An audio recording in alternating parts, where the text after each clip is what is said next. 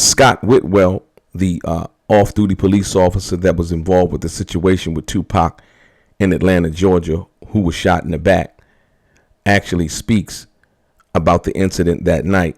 I learned later that the person that shot me was Tupac. And what I find interesting about this, as you will, is that he left out key information that was not favorable to his argument, but favorable to Tupac's situation and why Tupac responded like he did, leaving out key evidence about the weapon and all of the other stuff that was allegedly stolen from the police locker room.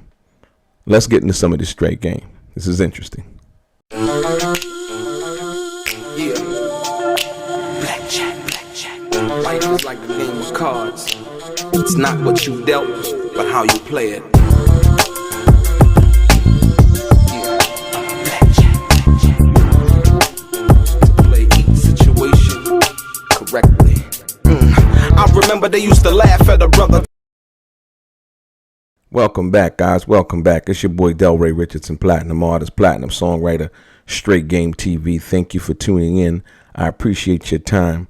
Do me a favor, hit the thumbs up button notification, as it helps push the content out to more potential subscribers, as well as the people who subscribe to the channel already. Also, if you haven't subscribed yourself, please do so and tell a friend.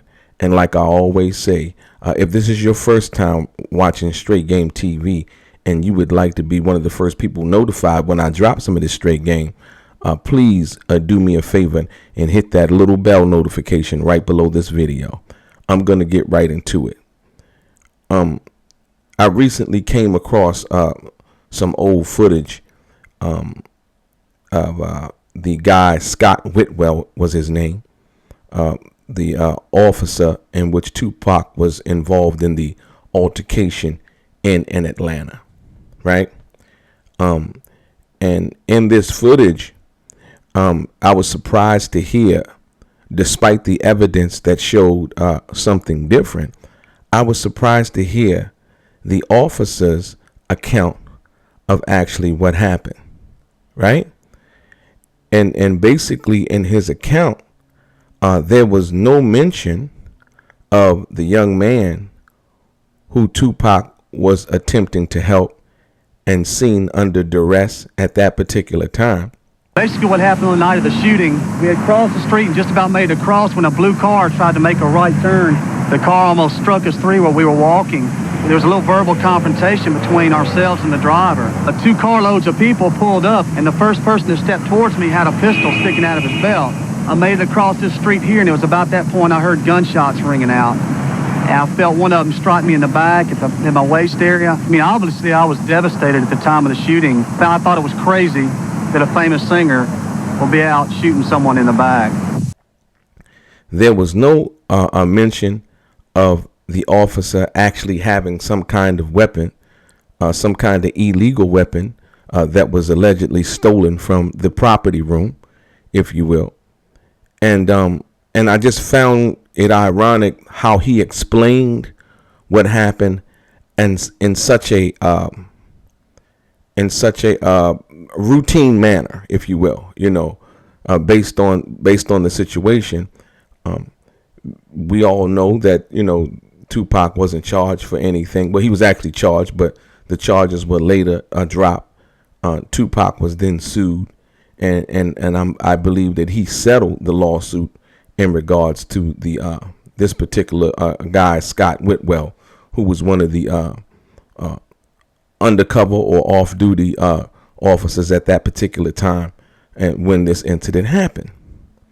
And so what I want to do is I'm just going to play the audio and just listen to what he says. And then I'm going to counter that with the actual evidence that was found in the case. And hopefully this is a learning lesson, right? In regards to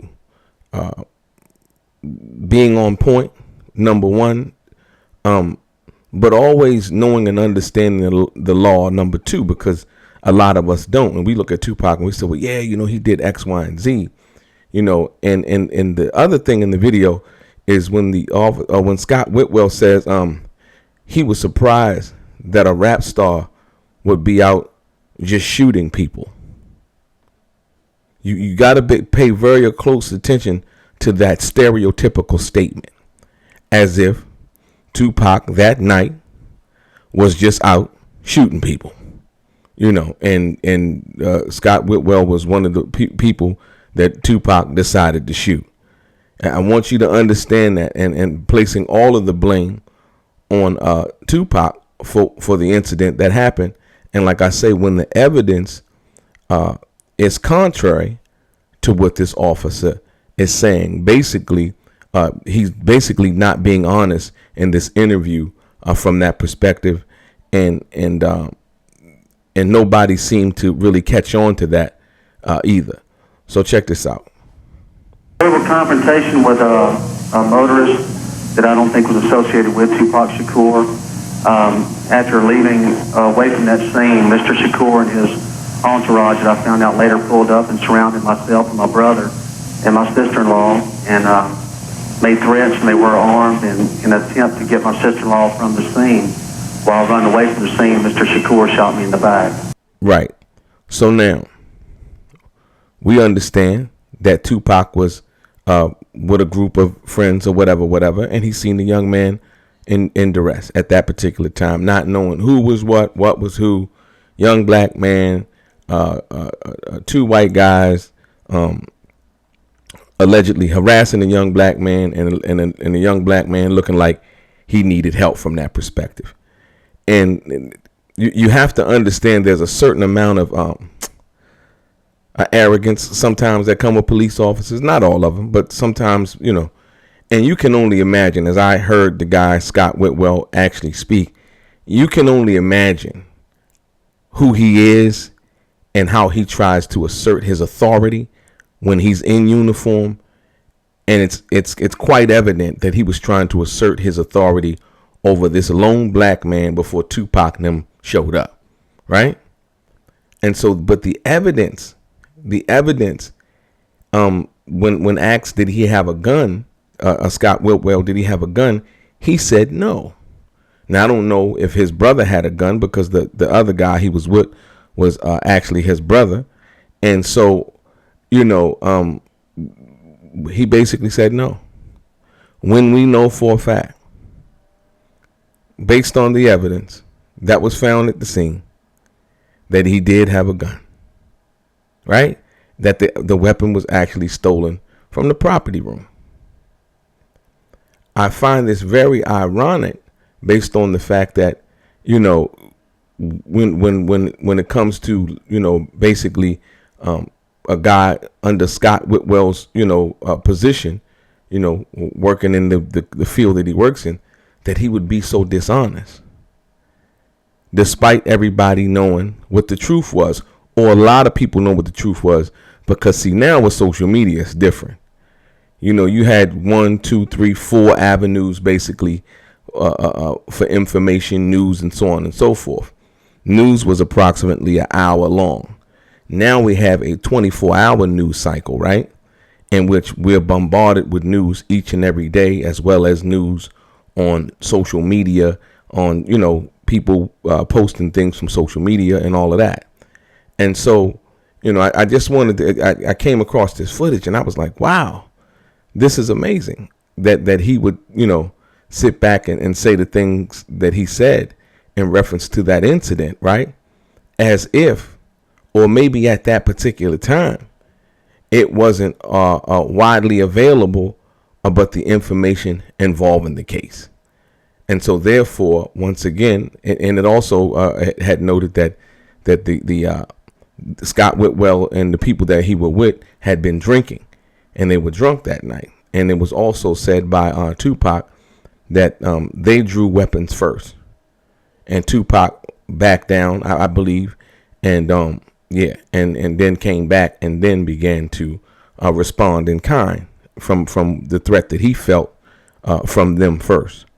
But like I said, the most important thing is when he said that I couldn't believe that a star like him would be out shooting people, like as if Tupac just came out that night to just run a melee on anybody he saw that night, and as if the incident involving the other black man that was being harassed or whatever actually didn't even happen. So he left all of that part out of it and only wanted to tell the part that he felt was more beneficial to his statement at the time that he was on this TV show. I believe the TV show was Jenny Jones at the time.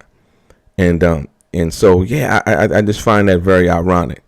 I thought it was crazy that a famous singer will be out shooting someone in the back. So I just wanted to bring this back to you, like I said, once again. And this is just simply about always being on point, understanding and knowing the law, and like I said, with Tupac, a lot of people always talked about how hot-headed he was, you know what I mean, and so on and so forth. But at this particular time, nobody really wanted to, even Scott Whitwell didn't even really want to deal with the fact that that they did have a weapon, and Tupac just basically responded in kind. That would have made it too much like, oh, you should be able to defend yourself as a young black man against somebody who poses a threat to you just because they might be a different race than you, namely white. You understand what I'm saying? And so, yeah, it's funny, like, he gave, it was the statement and how he explained it was so routine, as if he was canvassing a crime scene. We were walking left, across the street, two cars, the guy jumped out, he had a pistol in his waist, like, huh? Like there was no provocation. There was no other, nothing. He just came out just whipping out a pistol, because there was, he said there were words exchanged between what he believed to be Tupac's entourage and himself. And, they got out and began to harass them and so on and so forth. And so, yeah, it's very interesting because, like I said, a lot of people don't really know about this case from that perspective. They heard about it, but this is the actual guy speaking on the case from that perspective. So, like I said, chime in and tell me what you think about it. And let me know how you feel about what you just heard. Your boy DELRAY, straight gang.